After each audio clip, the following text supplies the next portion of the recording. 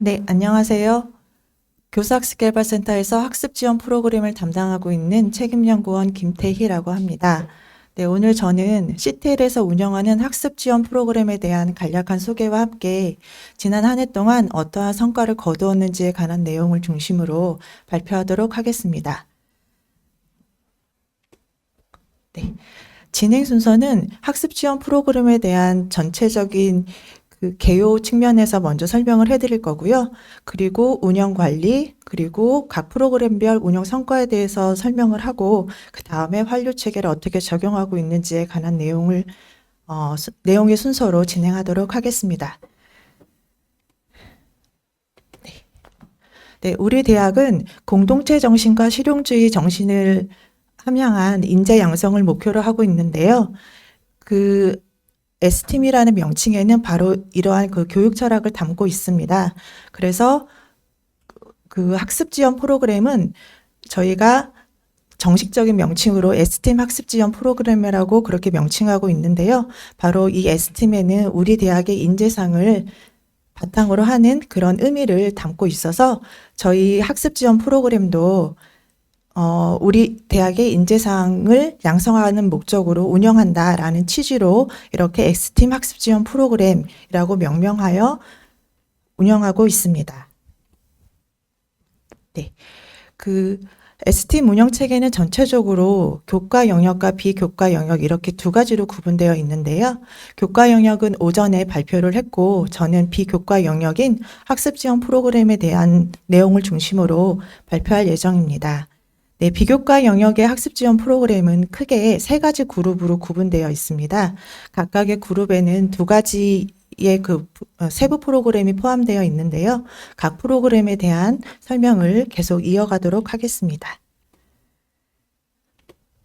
네, 먼저 학습 공동체 프로그램입니다. 학습 공동체 프로그램에는 플러스티와 부각 스터디 두 가지 프로그램이 있는데요. 플러스티는 그 교과목의 그 학업 성적 향상을 목적으로 하는 튜터링 프로그램입니다. 그리고 부각 스터디는 우리 대학의 그 역량 향상을 목표로 하는 그런 그 스터디 그룹으로서 네, 자율적으로 학습 주제를 정해서 또 자율적으로 활동하는 그런 학습 그룹이라고 생각하시면 됩니다. 네. 저희 학습 공동체 프로그램은 최소의 그 활동 횟수를 좀 제한하고 있는데요. 플러스티 같은 경우에는 네, 5주 동안 5회 활동하도록 되어 있고 최소 기준이요. 그리고 최고로 15회의 기준을 적용하고 있습니다. 저희 플러스티의 그 장학금은, 그러니까 튜터에 대한 장학금은 회차 기준으로 지급되는 거기 때문에 학생들이 이 회차 안에서 자유롭게 활동하도록 그렇게 지금 운영하고 있고요. 작년 한 해 동안 어떻게 운영했는지 평균적으로 몇 회차로 운영을 했는지 저희가 찾아보니까 1학기는 한 9회차 순으로 활동을 했고 2회차는 조금 더 높게 한 12회차 정도로 그렇게 활동했다는 것을 확인할 수 있었습니다. 네, 그리고 부각 스터디는 다른 대학하고의 조금 그 차별점을 어디에 두고 있냐면 저희는 활동하는 중간에 교수자나 멘토와의 그 면담을 적극적으로 좀 권장하고 있습니다. 아무래도 학생들이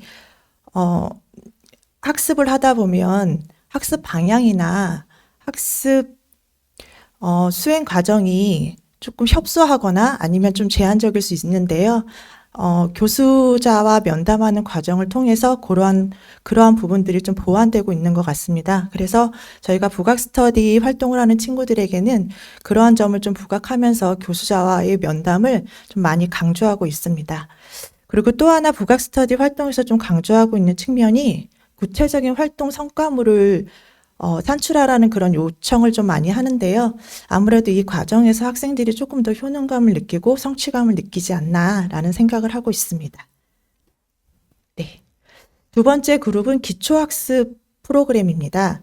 네, 저희 학교에서는 그 트라이앵글하고 그리고 성적 경고자를 주 대상으로 하는 로아스 프로그램이 있는데요. 트라이앵글은 이공계열 학생들이 기초 수학이나 물리, 화학에서 어떤 실력 향상을 목표로 하는 그런 프로그램이라고 보시면 됩니다. 네, 세 가지 방법으로 운영하고 있는데요. 아무래도 다른 두 가지 방법보다 그 소집단 튜터링으로 운영할 때 조금 더 그 효과성이 있고 또 학생들이 좀 많이 참여하는 부분이기도 합니다.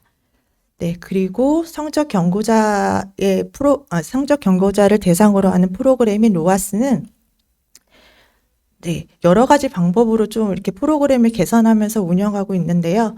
아무래도 성적 경고자를 대상으로 하는 프로그램이다 보니까 조금 그 다른 프로그램에 비해서 참여자가 좀 그 낮은 수준에 있는 프로그램입니다. 그래서 앞서서 발표했던 그 학습 공동체 프로그램과 이 기초 학습 프로그램의 가장 큰 차이점은 참여자 수에 있는 것 같아요. 그래서 이 기초 학습 프로그램은 매번 운영할 때마다 어떻게 하면 참여자 수를 증대할 수 있는지 이런 부분에 대해서 고민하면서 운영하는 프로그램입니다.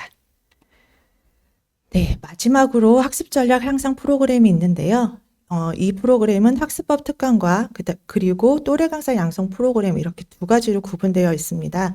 학습법 특강은 외부 전문가를 강사로 초빙해서 진행하는 프로그램인데요.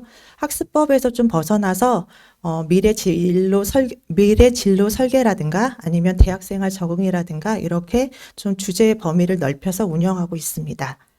그리고 또래 강사 양성 프로그램이 있는데요. 이 프로그램은 제목에서도 이렇게 유추해 볼 수 있듯이 같은 지금 대학을 다니고 있는 학생들의 학습법이나 대학생활 적응의 팁을 학생들로부터 얻기 위해서 만들어진 프로그램입니다.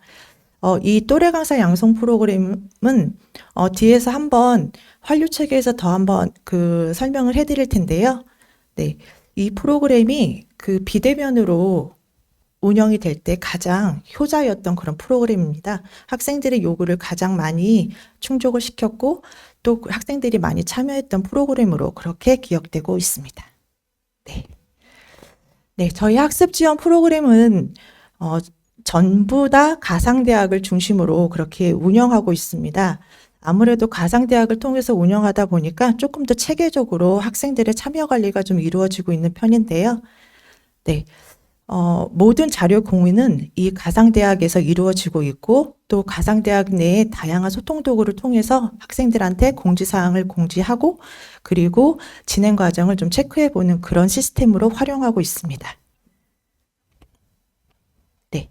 그리고 또 저희가 학교의 시스템을 운영하는 것 중에 하나가 통합설문 시스템인데요. 통합설문 시스템을 통해서 학습 지원 프로그램에 대한 여러 가지 설문조사를 진행하고 있습니다. 가장 그 일반적으로 만족도 조사를 이곳에서 하고 있고요. 그리고 수요조사, 그리고 학생들의 역량 진단을 확인해 볼 수 있는 핵심 역량 진단 검사 등을 모두 이 통합설문 시스템을 활용해서 운영하고 있습니다.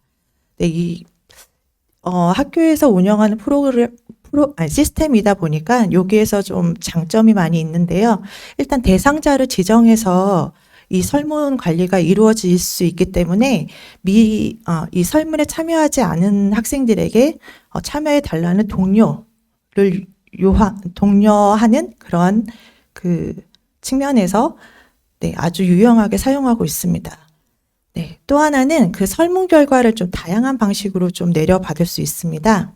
네, 그 집단별로도 그 설문 결과를 확인해 볼 수 있고 개인별 응답 현황도 확인해 볼 수 있어서 전반적으로 자료를 잘 유용할 수 있기 때문에 좀 효율적으로 사용할 수 있는 시스템이라고 말할 수 있겠습니다.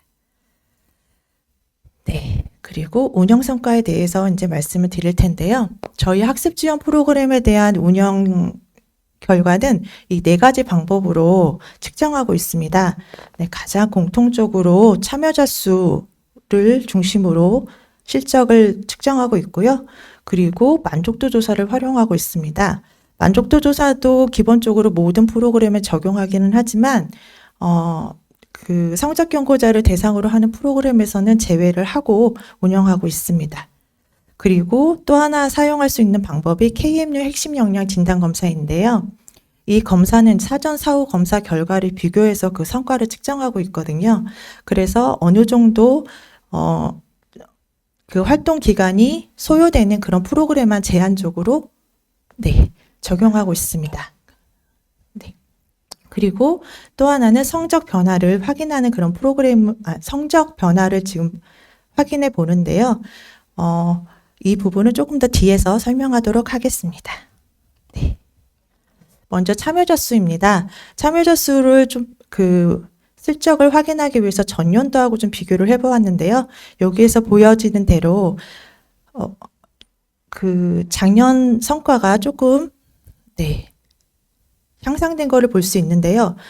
정확하게 얘기하면 위에 있는 프로그램과 밑에 있는 프로그램에 약간 차이점이 있습니다. 위에 있는 프로그램은 영상으로 진행하는 프로그램인데요. 아무래도 2021년과 2022년 두 기점을 비교를 했을 때 비대면이냐 대면이냐 이런 차이가 있기 때문에 위에는 영상을 중심으로 하는 프로그램의 참여자 수가 조금 더 많고 밑에는 직접 대면에서 활동하는 프로그램의 참여자가 좀 더 많다는 것을 확인할 수 있습니다.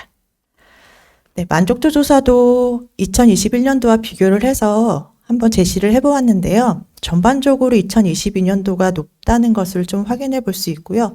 아무래도 이러한 효과는 대면 학습의 효과가 있는 것이 아닌가라는 그런 생각을 해봅니다.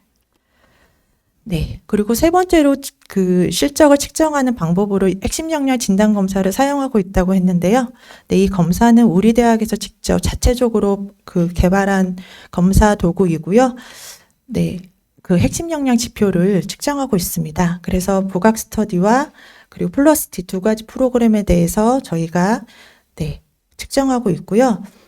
사전 사후 보면 이렇게 육안으로도 사후 효과가 더 높은 것으로 확인이 되는데요. 물론 이거에 대해서는 연구학적인 관점에서 여러 가지 의견이 있을 수 있지만 학생들이 자신의 역량이 이렇게 향상됐다고 인식하는 것으로도 충분히 의미가 있다고 생각을 해서 측정 도구로 성과 지표로 사용하고 있습니다.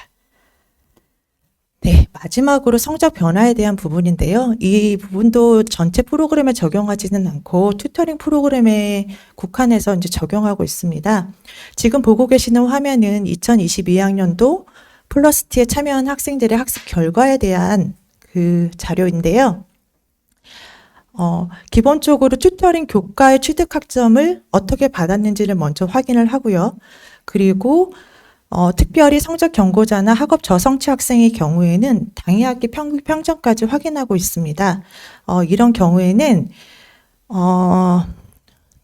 학습에 전이 효과가 있는지를 파악하기 위해서 당해 학기 평균 평점을 보는 것이기 때문에 어느 정도 의미가 있다라고 생각을 해서 이렇게 측정하고 있습니다. 네. 그리고 마지막으로 환류책에 대해서 설명하도록 하겠습니다. 네. 기본적으로 계획과 운영과 평가와 개선 과정을 모두 다 적용해서 지금 운영하고 있고요.